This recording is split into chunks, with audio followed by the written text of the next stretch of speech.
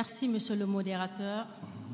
Merci au comité d'organisation de m'avoir associé à cette réflexion du panel 2 intitulée « Démocratie, liberté et bien commun, le dilemme malien » qui s'inscrit bien évidemment dans une problématique générale du FUB de cette année. Démocratie, j'écris ton nom, de l'idée de démocratie à la démocratie en crise, le dilemme malien. En partant du titre de ma communication, entre démocratie et bien commun, que veulent les Maliens? Je propose ici d'interroger la démocratie occidentale, entendue par là libérale, pour savoir si elle est toujours en vigueur au Mali, si elle l'est, de quelle démocratie s'agit-il?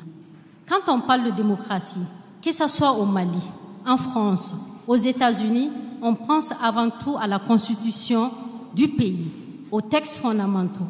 Au Mali, il suffit de relire la constitution du 22 juillet 2023 qui rappelle au titre du préambule que le peuple souverain du Mali est fidèle aux idéaux des martyrs du colonialisme, des pères de l'indépendance et de tous ceux qui sont tombés au champ d'honneur pour la défense de la patrie, l'événement d'un état de droit, de démocratie pluraliste et pour une bonne gouvernance.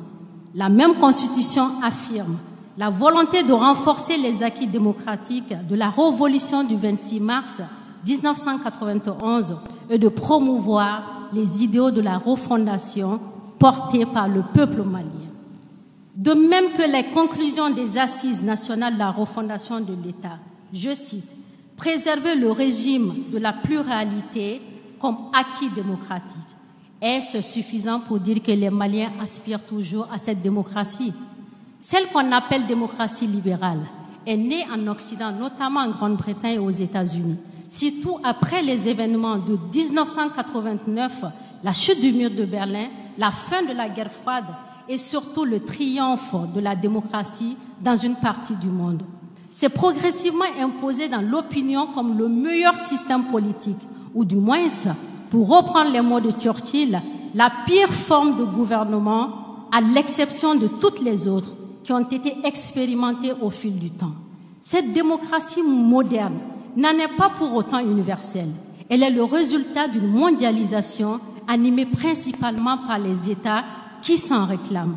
Si aujourd'hui les sociétés des États sahéliens tentent désormais à afficher un certain rejet de cette démocratie, aux États-Unis, en Europe et dans d'autres pays du monde, la raison démocratique est aussi, sinon mise en mal, du moins largement mise en question.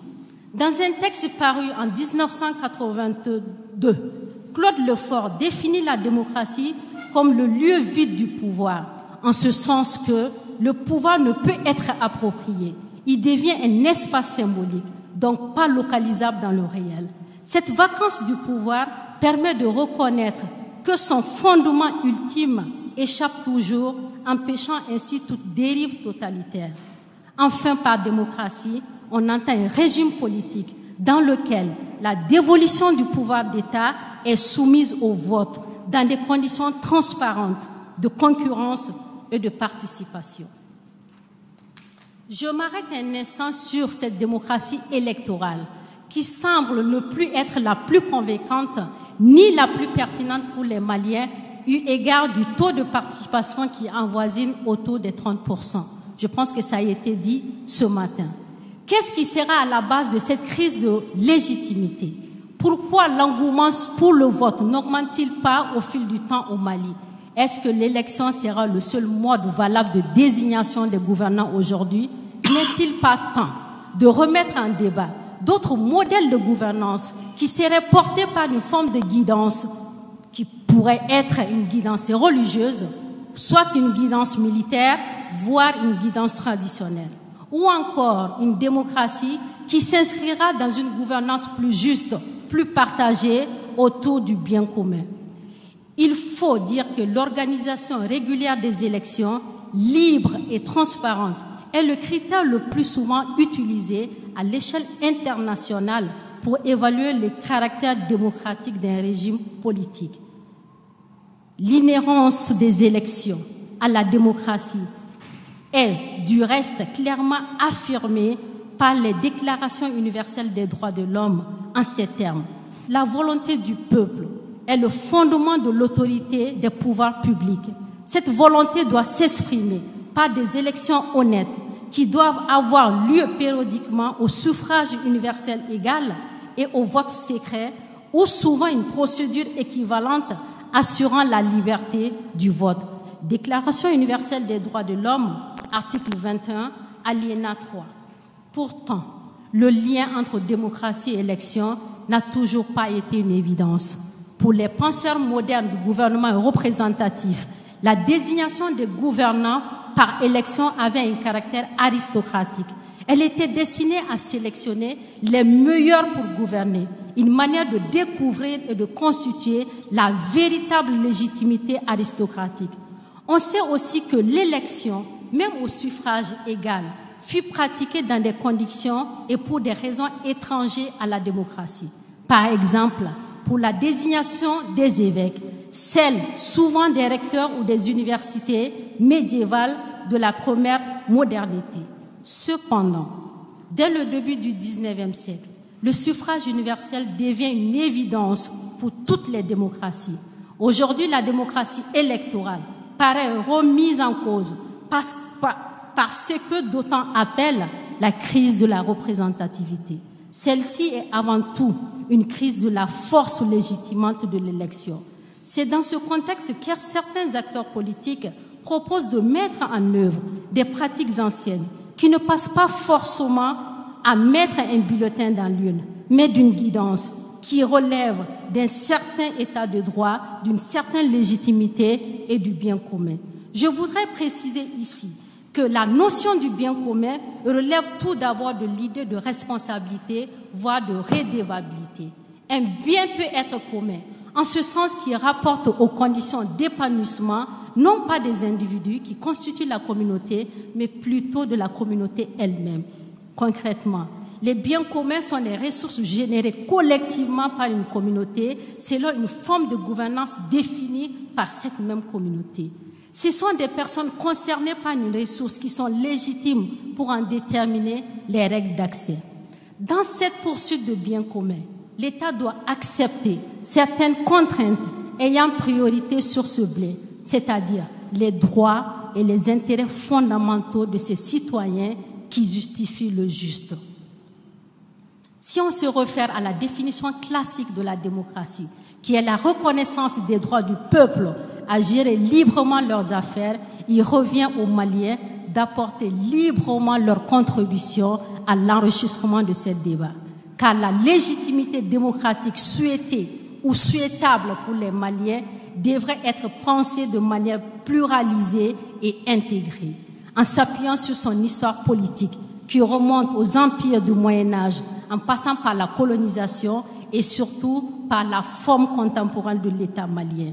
À la question que veulent les Maliens, m'amène néanmoins à indiquer 3 contre-modèles démocratiques de nature très différente, mais qui pourront élargir ou enrichir le débat sur l'idée de la démocratie dite à la malienne, voire à l'africaine. Comme premier élément de contre-pouvoir ou de contre-discours de la démocratie, nous avons les acteurs religieux qui proposent dans leur philosophie une moralisation de la vie publique, de la bureaucratie, de l'administration, pour aboutir à une gouvernance responsable, voire redevable. Cela doit être pensé impérativement par une régulation des libertés, selon les normes empruntées à l'éthique de la religion musulmane. Il importe cependant, avant d'aller plus loin, d'insister sur cette moralisation de la vie publique, qui par ailleurs s'est développée par certains acteurs religieux, notamment l'imam Mahmoud Dicko, qui a toujours défendu une moralisation des services publics par la morale islamique. Dans ce même registre, on peut se référer aux propos de Youssouf Hassan Diallo, prédicateur, homme politique. Je cite, « Si nous devons avancer au Mali, nous devrons sortir de l'hégémonie culturelle et idéologique étrangère. Nous devons revenir sur nous-mêmes, nous réconcilier, mettre Dieu au centre de notre gouvernance politique, économique, sociale, voire culturelle.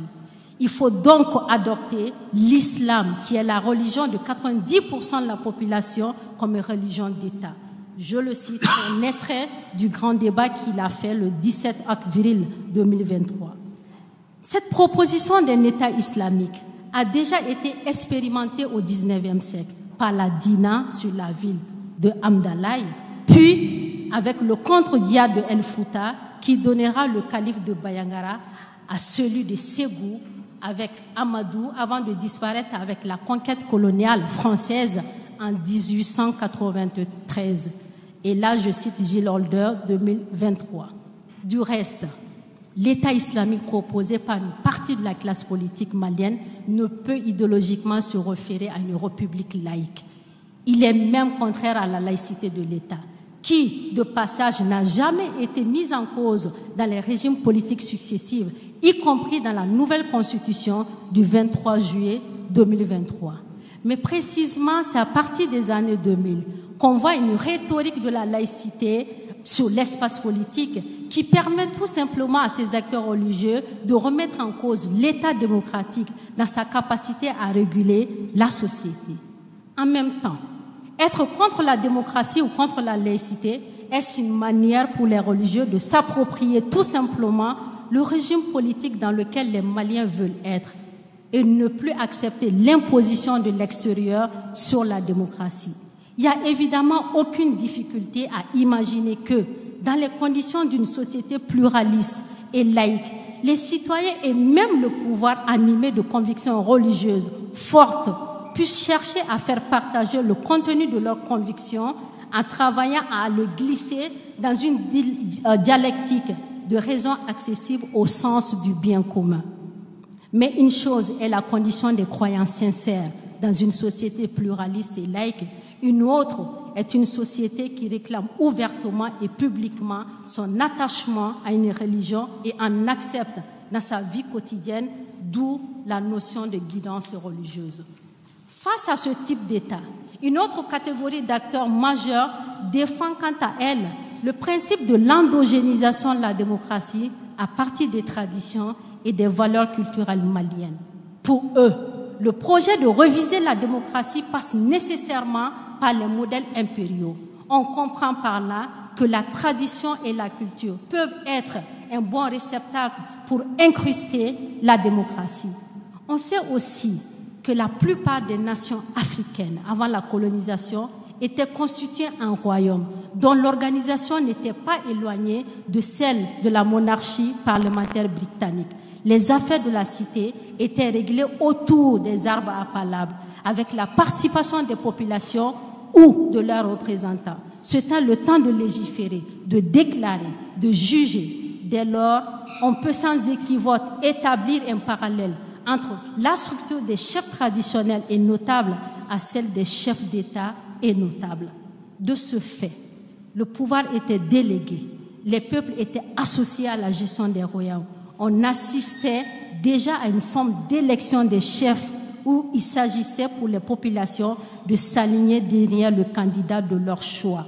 Ce modèle d'organisation politique et sociale est celle revendiquée aujourd'hui par les traditionalistes, un modèle qui a été mis en cause par la colonisation et la décolonisation.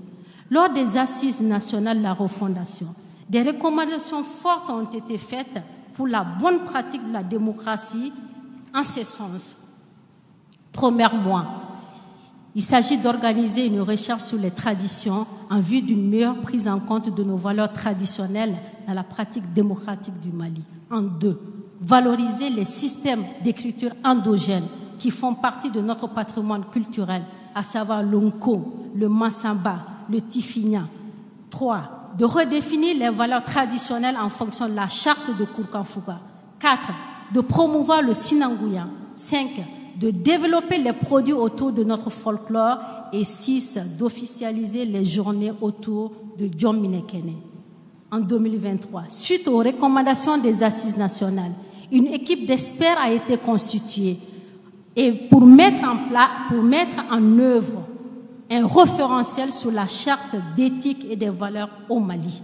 Cette étude a été commanditée par le ministre de l'Artisanat et de la Culture, de l'industrie et du tourisme pour faire de la culture le socle de la refondation du Mali. Les valeurs citées plus haut sont suffisamment représentatives au Mali pour repenser la politique du bien commun. Les échanges autour de cette table ronde nous édifieront surtout sur cette question-là. Et enfin, la question de la guidance par le religieux, qui s'impose au Sahel et en particulier au Mali comme des alternatives pour asseoir l'autorité de l'État. Il est vrai que le pouvoir d'État ne peut appartenir à tous, mais il rend bien compte de l'État et de sa force physique, de l'individu qui l'incarne, c'est-à-dire le chef d'État. Ce qui est aussi vrai, c'est que l'État malien n'est pas quelque chose, c'est bien quelqu'un, en l'occurrence le Fanga. C'est de là où ça devient intéressant du point de vue historique, car la forme contemporaine de l'État, depuis l'indépendance, renvoie justement à ce type d'État qui a été inventé au XVIIIe siècle autour de la notion de Fanga. Je réciterai encore Gilles Holder qui travaille sur cette thématique. Dans un article publié en 2021 intitulé « Mali, militarisation au pouvoir, des raisons profondes et anciennes », ses auteurs, notamment Lamine Savané qui est ici présent, expliquent que les régimes se succèdent au Mali, mais les pratiques politiques demeurent similaires. Et la militarisation du politique ne date pas de cette transition, mais elle est plus marquée par la force, donc le Fanga. Elle devient au final une ressource pour les dirigeants politiques. Savané 2021. Quoi qu'on puisse dire, une chose est sûre, le taux de déviance politique était très important dans ce pays avant l'arrivée des militaires. Une guidance par le militaire, tout comme par la religion ou par la tradition, doit impérativement relever un certain état de droit et d'une certaine légitimité sociale. Je conclus pour dire que, même si elle est malade, même si elle doit être régénérée, même s'il faut s'interroger très sérieusement de la manière de la faire fonctionner différemment, les Maliens restent toujours attachés aux valeurs démocratiques qui reposent sur les libertés de penser, d'entreprendre, d'être singulier, d'être différent et d'être concurrent, devant l'égalité de droits et le respect des droits fondamentaux. Revisiter ou encore réinventer la démocratie malienne doit se réaliser dans un rapport repensé et expérimenté entre le dehors, c'est-à-dire à partir de l'histoire des démocraties des autres, et le dedans, à partir de notre propre histoire, de nos propres valeurs culturelles, sociales, voire économiques. Au final, pour une large partie de l'opinion malienne, l'État malien doit non seulement garantir les libertés, l'ordre et la justice, mais aussi un projet de vivre ensemble porté et partagé par tous. Or, ce qui se présente ici comme un dilemme malien mène au final à une seule et même conclusion qui, de ce fait, s'impose. Merci beaucoup. Merci.